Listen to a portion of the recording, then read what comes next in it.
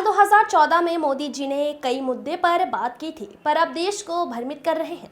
विपक्ष की भूमिका के तौर पर उनकी बातें याद दिलाना हमारा कर्तव्य। मध्य प्रदेश में 265 मुकदमे हैं, जिसमें 60 केस बीजेपी ने वापस लिए हैं। प्रधानमंत्री भ्रष्टाचार के खिलाफ लड़ाई लड़ना चाहते हैं तो जनता को बताएं, व्यापम का मूल दोषी कौन था।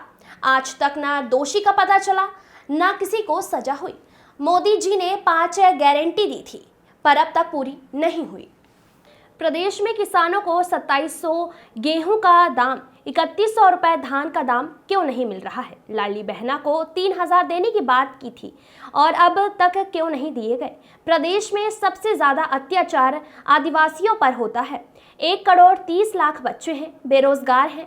भाजपा ने 10 साल पहले 2 करोड़ रोजगार देने की बात की थी। मध्य प्रदेश में बनाए पर्ची के मुख्यमंत्री व्यापम के मुख्य आरोपी सुधीर शर्मा, अश्विन नाथू, निखिल गुप्ता पीछे से सरकार चलाते हैं। एक अपराधी पर्दे के पीछे से सरकार चला रहा है। देश के प्रधानमंत्री इन बातों का जवाब दे।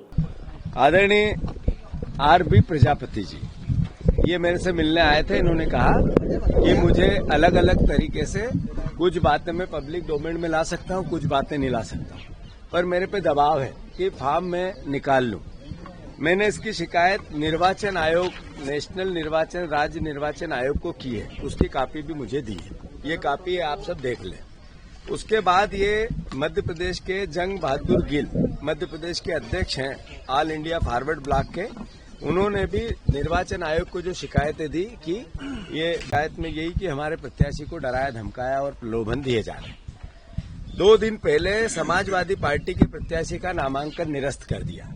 जो लोग ये कहते हैं अब की बार 400 पार, मतलब उनकी नीति और नीयत समझ में आ रही है कि किस जो सरपंच के चुनाव में हरकतें होती है, जो पंच के चुनाव में हरकतें होती है, जो छोटापन होता है, जो राजनीतिक मर्यादाएं तार तार की जाती है, वो अब देश के सबसे बड़ी पंचायत लोकसभा के चुनाव में करने लगे।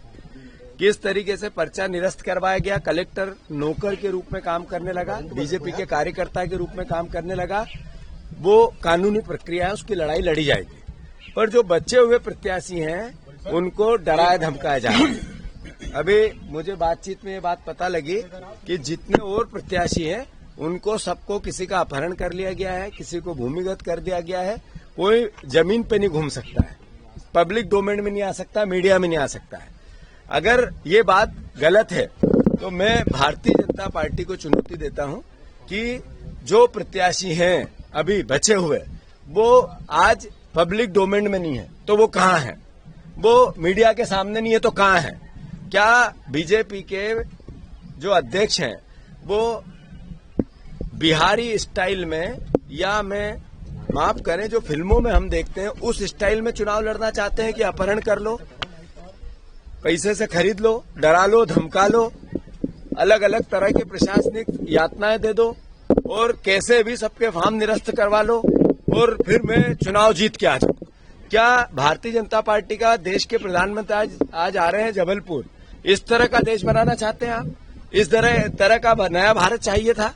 ये तीनों पत्र मुझे सम्मानित एक प्रत्याशी ने दिए हैं फॉरवर्ड ब्लॉक, जिन्होंने उनने शिकायत की, आरोप लगाए कि मुझे प्रलोभन भी दिया गया और अलग अलग बातों से कहे गए कि आप पार्टी में आ जाओ, फॉर्म निकाल लो, प्रत्याशी के समर्थन में आ जाओ। क्या इस तरह की लोकतांत्रिक मर्यादा है?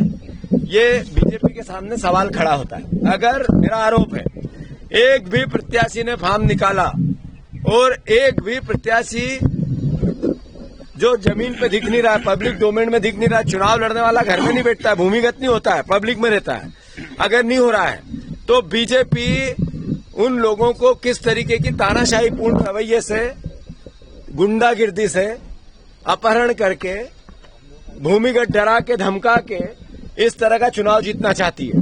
तो इस तरीके से अब की बार 400 पार होंगे, ये हमारा आरोप है। और मैं प्रशासन से, खासकर निर्वाचन आयोग से मांग करता हूं कि प्रत्याशियों को सुरक्षा दी जाए, खासकर खजुराहो के जितने प्रत्याशी बचे हैं उनको सुरक्षा दी जाए और उनको जो उनके साथ एक तरह से तानाशाही पूर्ण रवैया अपनाया जा रहा है उसकी उनकी रक्षा की जाए। अगर निर्वाचन आयोग ये नहीं करता है तो जैसे निर्वाचन आयोग पे पक्षपातपूर्ण आरोप लग रहे हैं वो सही साबित होंगे। मैं फिर से आदरणीय बहादुर सिंह जी को भी सुरक्षा दी जाए, प्रजापति जी को भी सुरक्षा दी जाए और बाकी लोगों को भी सुरक्षा दी जाए। अगर ऐसा नहीं करते हैं तो निर्वाचन आयोग भी कठपुतली के रूप में काम कर रहा है, ये एहसास फिर से एक बार होगा। धन्यवाद। भारतीय जनता पार्टी सर लोकतंत्र को ये सारी बातें जो बताई ये आए, ये बातें क्या सिद्ध करती, यही सिद्ध करती है। दूसरा ये हो गया मुद्दा। दूसरा, समर्थन करने वाले हैं। आज चोइथराम हॉस्पिटल में कई लोगों की आंखें फोड़ दी गई, मेरा आरोप है। इसी तरीके से बड़वानी में भी एक केस हुआ था, मोतियाबिंद के ऑपरेशन में कई लोगों की आंखें अंधी कर दी गई थी। स्वास्थ्य विभाग की दृष्टि से भारतीय जनता पार्टी का चाल चरित्र चेहरा देश ने देखा है, कोविड में हमारी सरकार का देखा है। इस तरह का पर्ची के मुख्यमंत्री के राज में लोगों की आंखें फूट सकती है। मुख्यमंत्री जी, अगर आपको झूठ सच करके रोज भारतीय जनता पार्टी दुपट्टा पहनाने से फुर्सत हो गई हो तो ये अंधे हो गए, इनकी भी सुध ले लो। धन्यवाद।